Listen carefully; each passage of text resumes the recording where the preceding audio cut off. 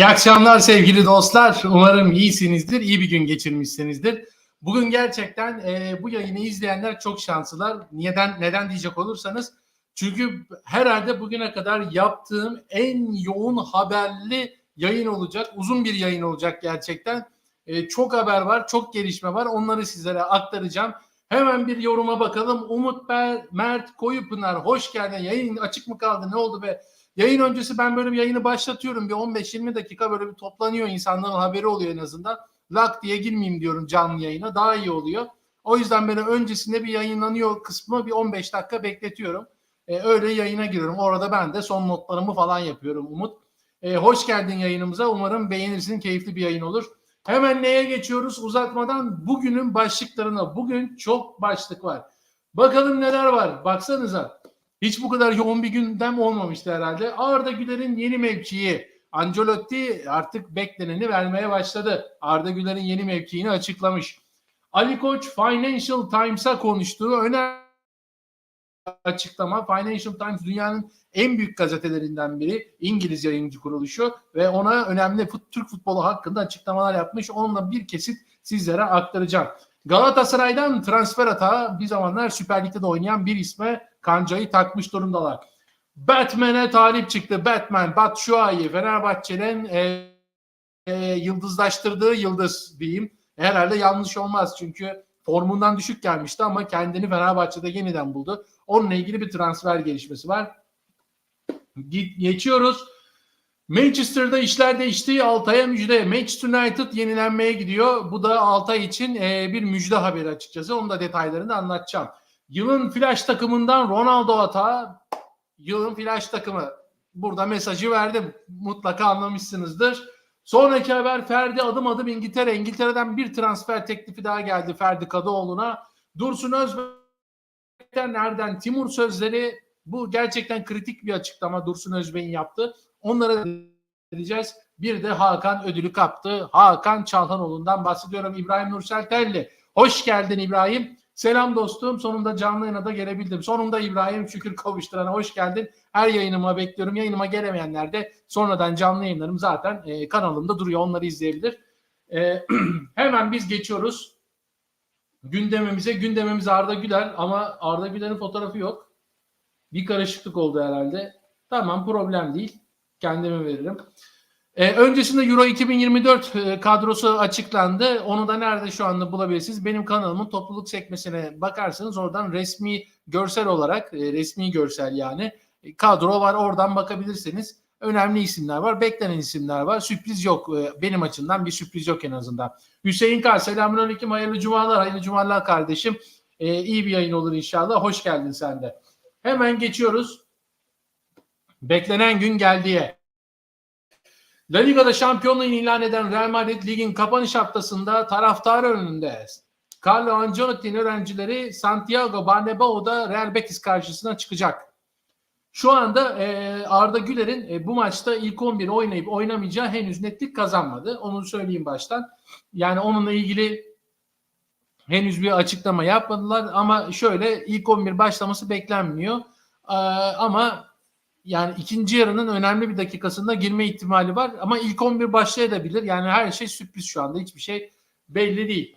Sezgin Yüceboy kalp göndermiş. Ben de kalp göndereyim. Sevgiler dostum. Hoş geldin yayınımıza. Evet, neler yaşanmıştı? Önce bir onları şey yapalım. Kroos biliyorsunuz ki bırakıyor. Real Madrid'i bırakıyor. Futbolu bırakıyor Toni Kroos. Bununla ilgili bir mesaj yayınlamıştı. Arda Güler de Toni Kroos'la ilgili bir mesaj yayınladı. İnternette bunu bulabilirsiniz. Güzel bir mesaj, duygusal bir mesaj. Ve Kroos'un ayrılığından sonra Luka Modric'in de bir ayrılık süreci var. Ama o henüz hala %100 kesin değil ama çok yüksek bir ihtimal. Luka Modric de Real Madrid'den ayrılacak. Teknik direktör Carlo Ancelotti Real Madrid'de hep sağ kanatta oynattığı Arda Güler'le ilgili yeni bir karar almış. Hemen onu söylüyorum. Bugün İspanyol basınında çıkan haberi de okuyorum aynen şu şekilde. Real Madrid Teknik Direktörü Carlo Ancelotti'nin Arda Güler'le sürpriz bir karar aldığı iddia edildi. İtalyan teknik adamın 19 yaşındaki saha içindeki pozisyonunu değiştirmeye hazırlandığı bildirildi. Burada 19 yaşındakine bilerek vurgu yaptım. Geçmiş bir yayınımda 18 demişim. Aman beni var ya savcılığa vermedikleri kaldı. Acayip yorumlar geldi, o yüzden espri olsun diye söyledim. Nereye geçiyor? İspanyol basınında yer alan habere göre Arda Güler özel bir görüşme gerçekleştiren Carlo Ancelotti genç yıldız için bu yaz futbola veda edecek olan Toni Kroos ve kulüpteki geleceği henüz belli olmayan Luka Modric'in yer aldığı orta saha mevkisinde düşündüğünü aktarmış. Peki bunu zaten bekliyorduk. Yani Arda Güler gittiğinden beri oraya o mevkide oynamasını bekliyorduk. İlk maçta biraz o mevkinin önünde olacak şekilde oynadı ama ondan sonraki maçlarda biliyorsunuz ki hep sağ kanatta, özellikle Rodrigo'nun oynadığı pozisyonda oynatmayı tercih etti Carlo Ancelotti. Şimdi artık Toni Kroos gidecek. Luka Modric gitme ihtimali çok yüksek. Onların yerinde, onların pozisyonunda zaten beklenen oldu işte. Yani Arda Güler'in beklediği gün geldi.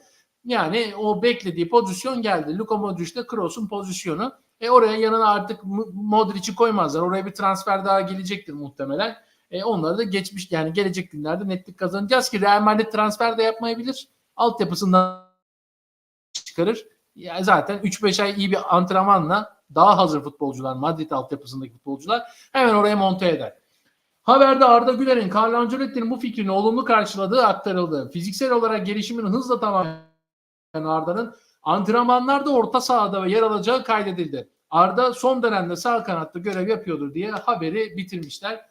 Arda Güler'in ben yani sağ kanatta gerçekten performansı çok iyi, çok üst düzey. Yani ayaklarına çok hakim. Bir 19 yaşındaki futbolcunun ayaklarının bu kadar hakim olması, ki hele bu dönemde böyle teknik oyuncu çıkmıyor artık. Dünyada da çıkmıyor. Yani böyle Neymar'lar, Messi'ler zaten çok nadir çıkar böyle oyuncular. Yani bize nasip oldu, Türklere nasip oldu Arda Güler. Ama yani dünyada da şu an o yaş kategorisinde o kadar böyle teknik olarak çalım atabilen, oyuncu eksiltebilen oyuncu çok az. Yani şu anda gelişen futbolda, Avrupa'da gelişen futbolda zaten kanat hücumları bakarsanız çalım atmayan, daha çok hızlı, süratli, fizikli oyunculardan oluşuyor. Tamamen işte içeri kat etme odaklı. Yani çalım atarak değil, içeri hızlı bir şekilde kat etme odaklı çalışıyor. O yüzden de böyle Arda Güler gibi futbolcular yani yetişmiyor. Çünkü genç yaşta o çalım atma özelliğini köreltiyor Avrupa futbolu artık. Çocuklara körelttiriyor çünkü çalım atılsın istemiyorlar. Ama özel yetenekler çıkıyor işte Arda Güler gibi. Onlar da bu antrenmanları yiyince bal kaymak oluyor yani. Geçiyoruz Financial Times'a. Evet, artık haberlerimizi, ekran görüntülerini getirelim. Arda Güler başta unutmuşum. Nasıl unuttum ben de anlamadım. Güzel bir fotoğraf yapmıştım halbuki. Ali Koç Financial Times'a konuşmuş. İngiliz basın yayını. Basın organı. Fenerbahçe stadındaki ofisinde yaptığı açıklamada Financial Times'ın muhabirlerine şunu demiş: insanlar gerektiği gibi cezalandırılmadan sahaya koşup oyuncuları linç etmeye çalıştığında kulüp yetkililerinin kendilerine karşı davranışları sayesinde kahraman oluyorlar demiş. Bu biraz geçmiş maçlara falan gönderme yapılmış. Mustafa Uçar, hoş geldin Mustafa Uçar. Yeni geldim arkadaşlar. Arda Güler'in yeni mevkii neymiş? Özet geçeyim sana. Sağ kanatta oynuyordu Arda Güler. Toni Kroos'un ayrılığından sonra Ancelotti özel olarak görüşme yapmış ve Arda Güler'in artık Toni Kroos'un yerine geçeceği söylenmiş. Ona göre kendisini hazırlamasını söylemiş. Arda Güler de bunu olumlu karşılamış kardeşim. Yayınımızı izlemeye devam et. Daha çok güzel haberler var. Hepsini dinle muhakkak. İbrahim Nursel Telli, teşekkür ediyorum. Özet verdi. Devam ediyoruz. Ayrıca koç artan güvensizliğin genellikle yoğun olan rekabeti bile aşacak şekilde alevlendiğini dile getirdi. 14 Nisan'da Şanlıurfa'da gerçekleştiren Türkiye Kupası'nın takım Süper Kupa'nın, yanlış yazmışlar, Süper Kupa'da takımı sahadan çekmenin mevcut durumda karşı bir isyan olarak tanımladı. Ali Koç şunları söyledi: Türkiye'deki mevcut futbol modeli sürdürülebilir değil. Bu durum kulüplerin dış müdahale ve etkilere karşı savunmasız bırakıyor dedi. Yani Türk futbolunun sorunu gerçekten tek bu mu bilmiyorum ama Türk futbolunda bir kere büyük bir yozlaşma var. Özellikle altyapılarda yozlaşma var. Önce bunların çözülmesi lazım. Alttan kaliteli oyuncu çıktığı zaman yani o kendini yere atmalar falan, bundan Fenerbahçe'de muzdarip, Galatasaray'da, Beşiktaş'ta muzdarip. Yani kendini yere atmaya gerektirmeyecek futbolcular Anadolu kulüplerinde de yetiştiği zaman Türk futbolundaki sorunların büyük bir kısmı çözülecek zaten. Bakın bu net. Ondan sonrası da artık kodomanlara kalıyor. Yani o kadarını da çözün. Altyapılar geliştiği zaman o altyapılardaki çocuklar üst yapılara çıktığında iyi bir futbolcu olduğunda geri kalanı da büyükler ya halletsin bir zahmet, ama büyükler de gerçekten problemli işler yapıyor. Ali Koç'un özellikle Galatasaray maçında evet kazandıktan sonra Fenerbahçe futbolcularının sahada kutlama yapması kadar doğal bir şey yok, ama maç bitmiş 1,5 saat sonra öyle dönmeler falan, ondan sonra işte Türk futbolu sürdürülebilir değil diye açıklama yapıyor Financial Times'a. Yani acaba 1,5 saat sonra o stadyuma neden döndüğünü açıklamış mı? Açıklamamış. Yani açıkladıysa da açıkçası benim okuduğum haberde Türk basınından aldım bu haberi. Financial Times'tan değil. Yani orada da benim okuduğum yerde de yoktu tabii ki. Neden tekrardan 1,5 saat sonra stadyuma döndüğünü. Financial Times özellikle Türk futbolundaki maddi zararlar, yani milyar TL'lere çıktı artık takımların maddi zararı. 300 milyon dolarlar, 500 milyon dolarlar falan, acayip rakamlar konuşuluyor. Ne oluyor? Vergi afları falan oluyor. Bir şekilde takımların işte sürdürülebilirliği sağlanmaya çalışılıyor devlet tarafından. Bu yapılmazsa gerçekten takımlar büyük sıkıntı yaşar ve yani Türkiye'de futbol kalmaz açıkçası. Yani konferans ligi bizim katılabildiğimiz en üst Avrupa Ligi seviyesi olur. Onda da gruplarda böyle Avrupa'ya veda edecek noktaya geliriz. Kötü bir durum. O yüzden mali tabloyu da bir şekilde düzeltilmesi gerekiyor, ama tekrardan aynı şeye geliyorum. Mali tablonu düzeltmenin tek yolu var. Altyapılardan iyi oyuncu yetiştirmek. Başka bir şey yok yani. Sen 100 bin dolara bir oyuncuyu yetiştireceksin. Daha 9 yaşında alacaksın. 100 bin dolar harcayacaksın. 20 milyon euroya satacaksın. İşte bak, ticaret budur. Futbol böyle ilerliyor. Avrupa futbolu böyle kazanıyor. Ajax böyle kazanıyor. Sporting Lisbon, Porto böyle kazanıyor. İngiliz kulüpleri de böyle kazanıyorlar. Onların da birçoğu altyapıdan yetiştiriyor o Championship'teki kulüpler ve onları Premier Ligi ve Avrupa'nın diğer kulüplerine satıyorlar. Ve yani çok düşük rakamlar. Yetiştirmenin maliyeti inanın o kadar yüksek değil. Satın almanın maliyeti onun 50 katı, 60 katı. Ama biz satın almayı daha çok seviyoruz. Hazır. Hazır yani. Böyle tarladan ben buğdayı toplayayım değil de gideyim Rusya'dan buğday alayım. Kafa bu, mantık bu. Türkiye'de ne yazık ki mantık futbolda da aynı. Geçiyoruz Ali Koç'tan diğer bir habere. Galatasaray'dan bir transfer haberi. El Kaabi Olympiakos'ta oynuyor, biliyorsunuz ki en son Fenerbahçe maçında da oynamıştı El Kaabi. Türkiye'ye dönmeye hazırlanıyor. Daha önce Hatayspor'da oynadı. Gerçekten Hatayspor'da da ben fena değildi, beğeniyordum, ama hani büyük kulüplerde oynayabilir seviyede mi bunu bilmiyorum, ama bu sezonki performansı gerçekten alkışlanır bir şekilde. 43 maça çıktı El Kaabi bu sezon ve 32 gol attı, 2 de asist yaptı. Yani Yunanistan ligindeki kısır bir lig, yani gol atılması, yani çok fazla golün olmadığı bir lig. Biraz Fransa ligine benziyor açıkçası. Yani şundan dolayı çok iyi Yunanistan defansı falan, onlar 2004'te kaldı. Artık öyle bir şey yok da takımlar kötü, vasat. Yani orada biraz iyi bir oyuncu işte böyle çıkıp 32 tane gol atıyor.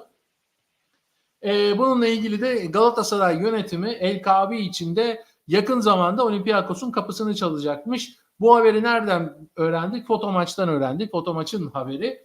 Evet, zaman zaman Foto Maç yanılsa da yani böyle önemli transfer gelişmeden önceden birçok kez haber vermiştir. Çok eski ve köklü bir spor gazetesidir Foto Maç. Lütfen gülmeyin arkadaşlar bu arada.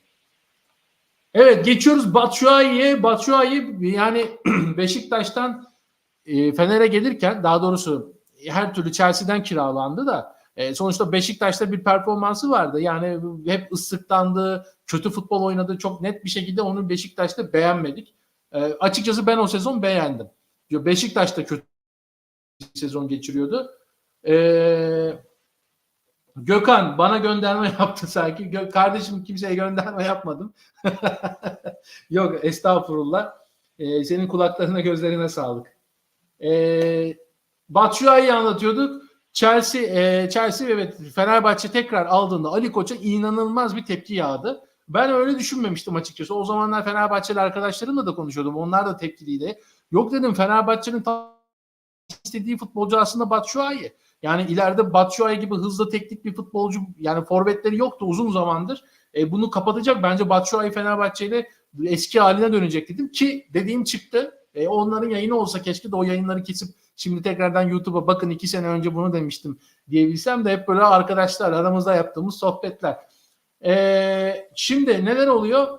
Kulüp Brüj Michy Batshuayi için teklifte bulunacakmış Fenerbahçe'ye. Yaklaşık 17-18 milyon euroluk bir bonservis bedeli belirlemiş Kulüp Brüj. Fenerbahçe bunu satacaktır bu paraya. Bence satar. Yani sonuçta kötü bir performans sergilediği için Chelsea'den Beşiktaş'a geldi. Beşiktaş'ta da olmadı. Daha kötü olduğu için Fener'e geldi. Fenerbahçe'de yıldızı parladı. Fenerbahçe'de çok iyi oynadı ama her zaman için böyle futbolcularda işte hep böyle yönetim bir acaba hani 2 sene bizde iyiydi de bu sene hiç zorlamasak mı diye düşünür ve iyi bir para geldi mi de gönderir. Eğer Kulüp Brüj resmi olarak bu parayı teklif ettiği anda bence Ali Koç ya da Aziz Yıldırım kim artık kazanırsa seçimi kesin olarak Batshuayi'yi satar diye düşünüyorum ben. Bence Batshuayi'de iyi bir teklif geldi mi satılabilir ki Edin Dzeko da yani sezon sonunda gidebilir. Muhtemelen Fenerbahçe ön hattını yenileyecek yeni sezona gelirken. Birazcık da para harcayacak ki bence Batshuayi ve Dzeko'nun üzerine koyacak transferler yapacaktır. Hem Ali Koç ya da Aziz Yıldırım kim gelirse artık. Geçiyoruz bir sonraki habere. Ben çok mutlu oldum. Çünkü niye mutlu oldum? Gerçekten ben Manchester United hayranı bir insanım. Çocukluğumdan beri. Liverpool ve Manchester United arasında böyle gider gelirim. Yani ikisine hayranlığım aşağı yukarı eşittir ama son birkaç yıldır ben böyle Manchester United her maçı böyle kaybetsin istedim ki istediğim de oldu. Yani bu FA Cup'ı kazanamazlarsa ki rakip Manchester City Avrupa'ya gidemeyecekler bu sene. Manchester United 1990 yılı mı 91 yılı mı ne ondan beri ilk defa böyle bir şey yaşıyor. Yani Avrupa'ya gidemeyeceği bir sene olacak. Ve bunun da mimarı kim? Teknik direktör Erik ten Hag. Fakat Erik ten Hag'la ilgili bir gelişme yaşandı. Kesin olarak takımdan gönderiliyor. Hatta The Guardian'a konuşan bir yetkili, The Guardian'da İngiliz bir basın yayın organı ve dünyanın da sayılı saygın gazetelerinden biri. United'da konuşan bir kaynak demiş ki FA Cup'ı kazansak bile demiş Erik ten Hag'ı gönderiyoruz demiş sezon sonunda. Yani şurada 1-2 hafta içerisinde artık yeni hocalar falan bulacaklar ama şöyle bir şey var Altay konusunda. Altay gidici görünüyordu. Kesin olarak bir transfer yapılacak. Yeni bir kaleci alınacak ki Napoli'nin kalecisi düşünülüyordu. Onana ikinci kaleciye çekildi. Üçüncü kaleci olacak. Üçüncü kaleci olmak istemez hiçbir kaleci. Hele ki Altay noktasında Altay gibi bir performansı yani en azından performans demeyeyim de Altay gibi bir kariyeri olan bir kaleci böyle bir üçüncü pozisyonu istemez. Başka bir takıma gider diye düşünüyorduk. Öyle olurdu zaten. Menajeri falan öyle dedi. Ama şimdi Erik ten Hag gidiyor. Altay'ın işler değişiyor. Altay Bayındır için iyi olabilir. Ne diyorlar haberde? The Guardian'da haber. Hollandalı menajerin Manchester United'dan ayrılacak olması Fenerbahçe'den geçen yaz transfer edilen kaleci Altay Bayındır için olumlu bir görüşme olarak görünüyor. Zira milli file bekçi Erik ten Hag'a güvenini bir türlü kazanamadı. 26 yaşındaki eldiven bu sezon FA Cup'ta oynanan Newport Country mücadelesinde forma giydi. United söz konusu maçı 4-2 kazandı. Fakat o maçta yediği 2 golü ben hatırlıyorum. Hiç yenmeyecek goldü ama onu da şuna bağlıyorum. Kaleciler oynadıkça performansı yükselir. Yedek olan bir kaleciyi uzun süre maç yapmayan kaleci oynadığınız zaman o adapte olamıyorlar. Gerçekten kalecilikte böyle bir şey var. Bu bütün kalecilerde olan bir şey. Yani Muslera yaşadı, zamanında büyük kalecilerin hepsi yaşadı. Bir anda aklıma gelmedi hiçbiri. Fark etmez kalecilikte bu var. Uzun süre top oynamayınca, maç oynamayınca performansın inanılmaz bir şekilde düşüyor. Altay onun zorluğunu yaşadı o maçta ve o maça bakarak da Erik ten Hag her maçta acayip goller yiyen Onana'yı tutmaya devam etti. Onana'ya verdiği şansı Altay'a verseydi inanın Altay çok daha iyi bir noktaya gelirdi. Biraz yorumlara bakalım. Umut Mert Koyupınar, hoş geldin Umut. Selamlar Cano demiş. Selamlar Umut. Umarım beğenirsin yayınımızı. Biz böyle güzel haberler anlatıyoruz. Güzel gelişmeler var. Peki geçiyoruz bir sonraki habere. Daha çok haber var bugün. Gerçekten daha yarısına anca geldik. Xabi Alonso ile Ronaldo'yu koydum. Bu ikiliyi görünce benim aklıma direkt 2013 geliyor. Hiç yani hala unutamadım. Bir şeydir, oyundur. Arkadaşlarımızla o zamanlar isimlerini buradan anayım. İşte Sercan, Ahmet, Şahin bunlar benim çocukluk arkadaşlarım. İbrahim. Bizler PES 2013'ü böyle sabaha kadar giderdik. PlayStation kafelerde oynardık. Bu ikiliyi herkes Real Madrid alırdı zaten. Herkes de bu ikiliyi oynardı kesinlikle. Barış Seven yazmış. Selamlar, meslek ne sin? Meslek ne senin demiş. Ben gazeteciyim. Normalde gündüz de bir yayın kuruluşunda gazetecilik yapıyorum. Orada da aynı şekilde çalışıyorum. Çağatay Tütüncüoğlu neymiş? Mevki kaçırdık yayını. Arda için burada olmamız gerçeği. Çağatay Tütüncüoğlu. Hoş geldin Çağatay. Hemen bir özet geçeyim sana. Çok hızlı özet geçeceğim. Arda Güler Toni Kroos'un yerine geçiyor. Yayının başını izlersen çok da ayrıntılı anlattım. Çok beğenirsin. Bence yayının başında izle. Ama önce yayını izle. Xabi Alonso Bayer Leverkusen'i biliyorsunuz ki yani şampiyon yaptı. Öyle böyle şampiyon değil. Yani yılın flash takımı, fakat geldi UEFA Avrupa Ligi finalinde Atalanta'ya yenildiler. 51 maç sonra seri bozuldu ve UEFA Avrupa Kupası'nı kaybettiler. İnanılır gibi değil. Hep favori o gösteriliyordu. Ama Fox Deportes'in haberine göre Xabi Alonso Real Madrid'den eski takım arkadaşı olan Cristiano Ronaldo'yu Leverkusen'de görmek istiyor. Önümüzdeki sezon Şampiyonlar Ligi'nde olacaklar.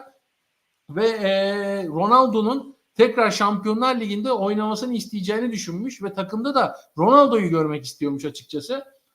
Çünkü belirli eksiklerim var demiş forvet hattında. Evet, yaşı ilerlemiş olabilir ama fizik kuvveti inanılmaz iyi. Ayak hakimiyeti, tekniği inanılmaz iyi. Beni özellikle demiş Şampiyonlar Ligi'nin grup aşamasında benim elimi çok rahatlatacak demiş Xabi Alonso.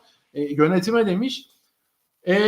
Devam ediyor haberde. Ronaldo'nun talebini yönetimi açık açık dile getirdi. Ancak Ronaldo'nun 2025 yılına kadar sözleşmesi bulunan El Nasır'ın buna kolay kolay yanaşmayacağı kaydedildi. Şöyle, El Nasır yanaşmaz. Kesinlikle Ronaldo'yu satmaz. Ama Ronaldo ben gidiyorum derse gider. Yani kral bile tutamaz onu. Çünkü o Cristiano Ronaldo arkadaşlar. Bayer Leverkusen istemiş. Şampiyonlar Ligi, Xabi Alonso gitmesi için, Almanya gitmesi için çok fazla seçeneği var. Çok fazla olumlu nokta var.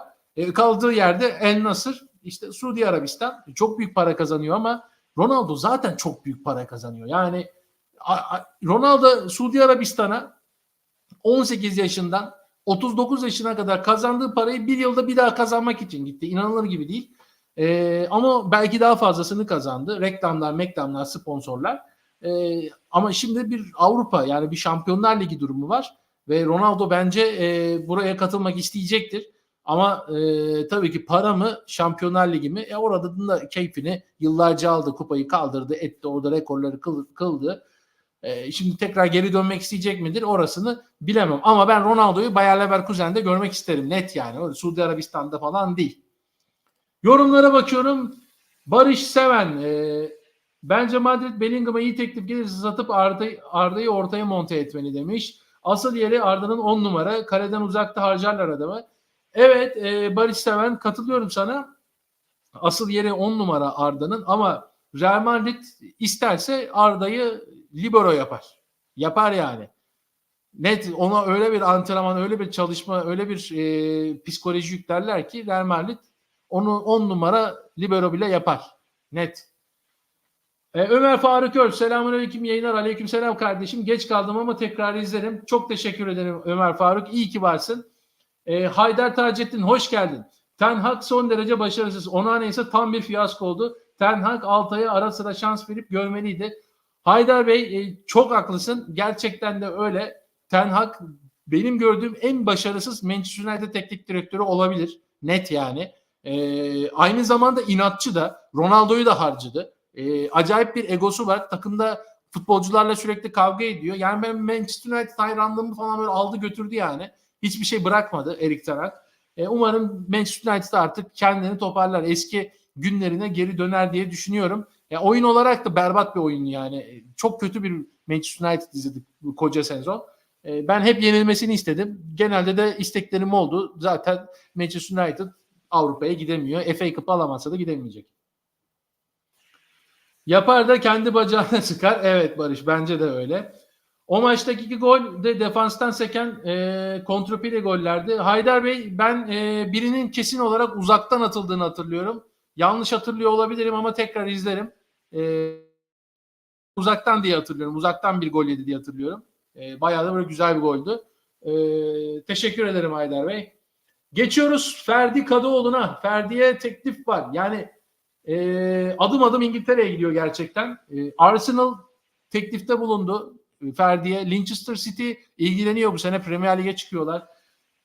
Şimdi de West Ham United Ferdi'ye teklifte bulunacaklarmış. Ne diyor İngiliz basında çıkan haberde? 24 yaşındaki sol bek için Fenerbahçe'yi kısa süre içerisinde 22 milyon euroluk teklifte bulunulacak. Ferdi Kadıoğlu bu sezon Fenerbahçe formasıyla 50 maça çıktı. Milli futbolcu 3 gol ve 5 asistlik performans sergiledi.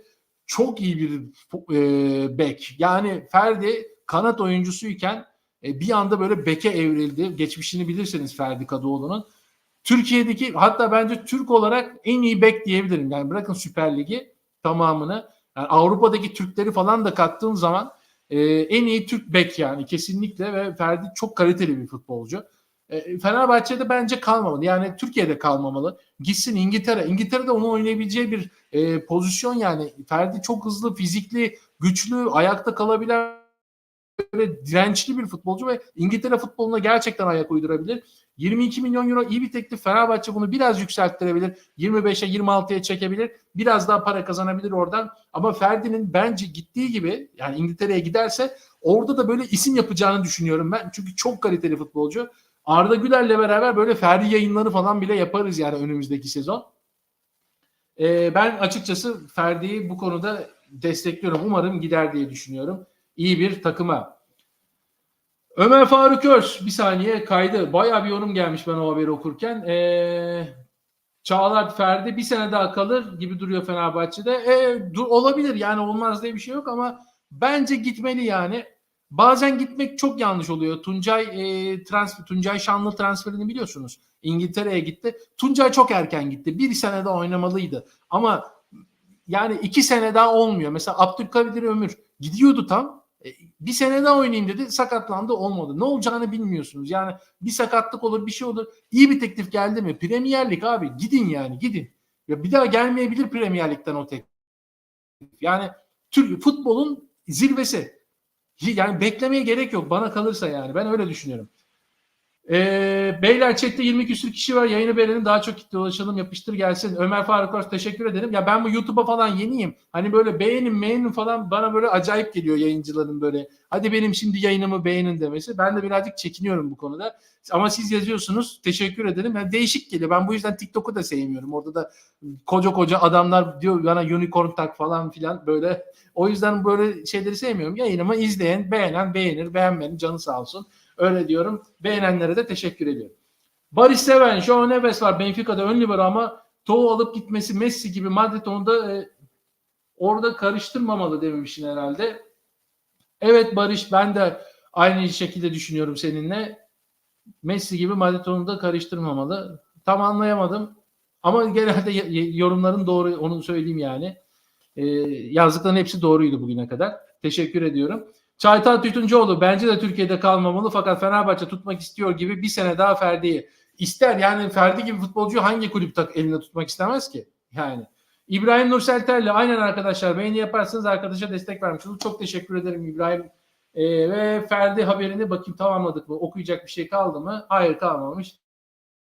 Teşekkür ediyoruz Ferdi'ye de. Gönderiyoruz Dursun Özbek'e haberi. Bugün A-Spor'a bir açıklama yaptı Dursun Özbek. Uzun bir açıklama. Onun hepsini detaylı anlatmayacağım ama burada önemli bir nokta var. Erden Timur kısmı.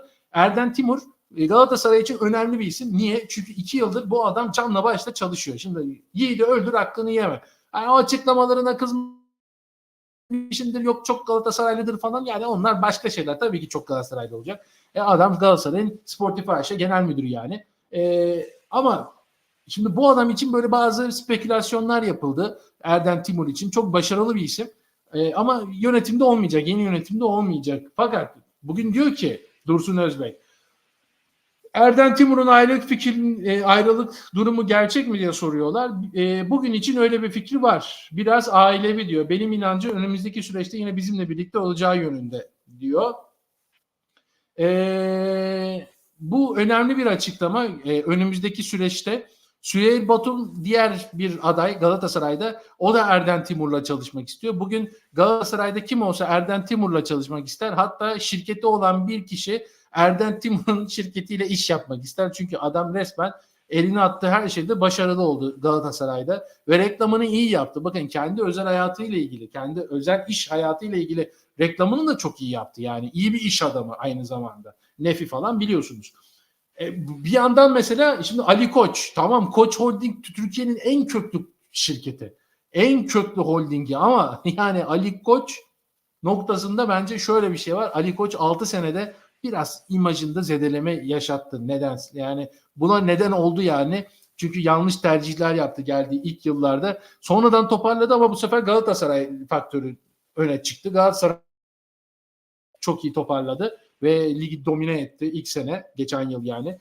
Gerçi geçen yılda Fenerbahçe çok fazla peşinden gitti ama son birkaç hafta kala artık olmadı ve başka noktalara gitti. Galatasaray şampiyon oldu. Bu sene de aynı şekilde Fenerbahçe çok iyi bir kadro kurdu ama Galatasaray da çok iyi bir kadro kurdu. Aynı şekilde de işte şampiyonluk için yarışıyorlar. Son maça kaldı. Biraz da son 2 sene böyle bir şanssızlık yaşadı Ali Koç. Bu gerçeği görmek lazım ama ilk 4 yılında çok kritik hatalar yaptı. Özellikle ilk geldiği sene Komolli falan böyle yani o yani takımın içinden geçti onlar. Çok kötü transferler yaptılar o sezon. Ve Fenerbahçe'nin geleceğiyle oynadı o isimler. Ali Koç tabii ki bunlara göz yumacak insan değil ama Ali Koç'un burada onlara bir ket vurması gerekiyordu. Erkenden bugünkü fikirlerine geçmesi gerekiyordu ama o Avrupa futboluyla böyle daha profesyonel ilerlemek istedi. Bir şirket gibi ama Süper Lig'de daha şirketleşmedi kulüpler. Henüz o noktaya gelemedik. O yüzden tutmadı. Yoksa çok da yanlış bir şey yapmadı. Devam ediyoruz. Joao Neves'le ilgili alakalı bir video da yapabilirsin. O da Arda gibi 19 yaşında. Tabii Barış, not alacağım bunu da. Joao Neves'e mutlaka yapacağım. Teşekkür ediyorum. Yiğit, Arda orta saha oynayamaz. Yiğit, Arda 10 numara zaten ama öyle bir gerçek var. Arda'yı zaten orta sahada göreceğimizi sanmıyorum demiş Çağatay'da. Defans yönü çok zayıf. Toni Modric gibi sürekli pres yapan tarzda bir oyuncu değil. Evet, değil, doğru. Parat Yasov, hoş geldin. İşinizde üstünde sizin kanalınızı keyifle izliyorum. Bence Ferdi Avrupa'da boy göstermeli. Arsenal doğru adres. Okuyabildiğim kadarıyla. Hoş geldin kardeşim. Umarım keyifle izliyorsundur. Başka bir dil galiba senin yazdığın ama okudum. Yorumun için teşekkür ederim. Kaçırmamalı demek istedim. Öyle, tamam. Mustafa Tura. Hoş geldin Mustafa Tura. Selamların yanına. Hoş bulduk. Turan Orozoğlu. Spor alanına gelen herkes ticarette yükseliyor. Oscar. Evet. Çok doğru. Zaten Türkiye'de aslında futbolun çok böyle Avrupa standartlarına çıkamamasının sebebi futbolu bilenlerin değil, parası olanların yönetmesi. Bakın voleybolu bilenler yönetiyor. Türkiye dünya 1 numarası. 3 tane kupa aldı geçen yıl. Sadece kadınlarda değil, erkeklerde de ilk 10'a girmeyi başardık. Orası da geliyor yavaş yavaş. Basketbolu bilenler yönetiyor. Bakın Basketbol Federasyonu'nun başında Hidayet vardı şu güne kadar. Şimdi yeni değişimler olacak. Ama basketbolda Fenerbahçe'nin, Galatasaray Euro Cup'ı kazandı, Efes kazandı, Euroleague şampiyonlukları, Efes Pilsen'in, Fenerbahçe'nin, yani bunlar şey değil. Yani böyle tesadüf değil bunlar. Sonra Türk milli takımı, NBA'ye gönderdiğimiz futbolcular, sporcular, basketbolcular. Yani bunlar tesadüf değil. Niye? Liyakat. Ama futbola gelince futbolda milyonlarca dolar oynuyor. Milyonlarca doların içinden de kim çıkar? Milyonlarca doları olanlar çıkar. O yüzden de böyle oluyor güzel insanlar, güzel kardeşlerim.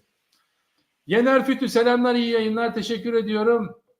Turan Orozoğlu, Arda Güler keskin nişancı olmak istiyorsa serbest vuruşlarda net goller atması gerek. Bu özelliğini kattığında Real Madrid onu sadece daha fazla tutar. Evet, serbest vuruşlarda önemli bir özellik ve evet, günün son haberine geçiyorum artık. Hakan Çalhanoğlu, A milli takımın kaptanı Hakan Çalhanoğlu bu sezon şampiyonluğa ulaştı. Inter'deki başarılı performansıyla Serie A'da yılın orta saha oyuncusu seçildi. Hakan Çalhanoğlu gerçekten de o da milli gururumuz. Her ne kadar milli takıma bunu yansıtamamış olsa da bu onun aslında şeyi değil. hatası değil. Bu milli takımın kötü yönetilmesinden kaynaklanıyor ve o İtalya'daki futbol anlayışının milli takımda olmamasından kaynaklanıyor ki zaten başka bir takımda da mesela İspanya'da da bocalayabilirdi. İngiltere'ye gitse kesin bocalardı Hakan Çalhanoğlu. İtalyan futbolu tam ona göre biçilmiş kaftan ve orada da yılın futbolcusu oluyor gerçekten. En iyi orta saha 31 maçta çıkmış 30 yaşındaki futbolcu Hakan Çalhanoğlu 13 gol 3 asistlik performans sergilemiş ama asıl onun istatistiği başarılı paslar, derinlemesine paslar ve kurucu özelliği. Ve gerçekten İtalya'da yani İlkay da biraz onun gibi ama İlkay artık City ile beraber biraz daha önde oynamaya başladığı için Barcelona'da da öyle oynadı. Hakan daha geriden topu dağıtan bir pozisyonda. Tam olarak aynı işi yapmıyorlar ama mevkisi çok yakın. O yüzden İlkay'ı örnek verebilirim ama o da bir Türk. Yani biz demek ki bu noktada iyi futbolcular yetiştiriyoruz. Teşekkür ediyorum. Bugün yayın çok güzel oldu bugünkü yayın. Gerçekten uzun yayın oldu. Çok izleyen oldu. 102 şu anda. Çok teşekkür ediyorum herkese. Turan Orozoğlu milli takımda daha fazla görev etkili oynaması da istiyor Hakan Çalhanoğlu'nda. Evet. Daha fazla görev alması gerekiyor ama aynı yerde ben Mustafa Turay'a burada katılıyorum. Bence Hakan milli takımda yanlış yerde oynatılıyor. Bence de öyle. Daha önde hemen ofansif orta saha oynatılıyor ama Hakan bir tık daha geride oyun kurucu özelliğinde diyebilirim. Ama milli takımda da bu tarz bir oyun yok yani. Böyle oyun kuralım. Yani bir sağdan bir sola geçirelim. Topu derinlemesine atalım. Yok aldır aldır gidiyorduk. Montella ile biraz değişti. Montella iyi bir teknik adam. Aynı zamanda da hemen hemen aynı İtalya'daki şeyi milli takıma getireceğini düşünüyorum. Bu Hakan için yararlı olabilir. Milli takımda bu sezon yani bu Euro 2024'te Hakan'ı bence çok daha iyi izleyeceğiz. Bakın görürsünüz bu yayında da söylüyorum bunu. Çünkü yeni bir sistem var. Artık oyuncular işte Kenan Karamanlar aman Kenan Karaman nereden çıktı? Kenan Yıldızlar, Kerem Aktürkoğlu, Barış, İrfan Can, Arda Güler falan hani kalite inanılmaz yüksekte şu anda. Daha önce milli takım defansif olarak çok kaliteliydi. Hemen aynı isimler var defansif olarak. Kalede çok böyle parlak bir isim yok. Bir Rüştü'ymüş, bir Volkan'mış. O nette biri yok ama bence Mert çok iyi bir kaleci. Kesinlikle milli takımda Mert olmalı diye düşünüyorum ben kalede. Ve aynı şekilde daha önce forvet hattında yani ileri hücumda yaşadığımız sıkıntı artık yok. İleri hücumda artık kimi oynatacağımızı şaşıracağız. Bu sezon öyle bir Euro 2024 Türkiye'yi bekliyor. Red Baron hoş geldin. Abi ben şimdi geldim kaçırdı. Hızlı bir özet alabilir miyim? Arda Şampiyonlar Ligi'de çıkacak mıymış? Ya onu bilmem. Şampiyonlar Ligi finali zor iş. Çok hızlı Arda özeti geçeyim. Arda Toni Kroos'un yerine geçecek. Toni Kroos gittikten sonra önümüzdeki sezonu orada değerlendirecekler Arda'yı. Hazırlan demişler. Arda da kabul etmiş. Yani kabul edecek zaten. Yani öyle bir şey yok da Arda memnun olmuş ve çalışmalarına o şekilde başlamış. Böyle bir özet geçeyim sana. Ömer Faruk Yörş. Bence geçmişi de dozdum adam. Evet bayağı uzun bir yayın oldu. Sesim de böyle bir acımaya başladı. Ha. Bu 34'ten sonra sesim acımaya başladı. İlk defa bu kadar uzun bir yayın oldu. Evet kırmadım ya ben insanları kıramam ya. Biri daha çıksa desek ki ya ben kaçırdım gene anlatırım herhalde. Teşekkür ediyorum. Ağzınıza, kulağınıza, gözlerinize sağlık. Beni izlediniz, dinlediniz. Kendinize iyi bakın. Hoşça kalın.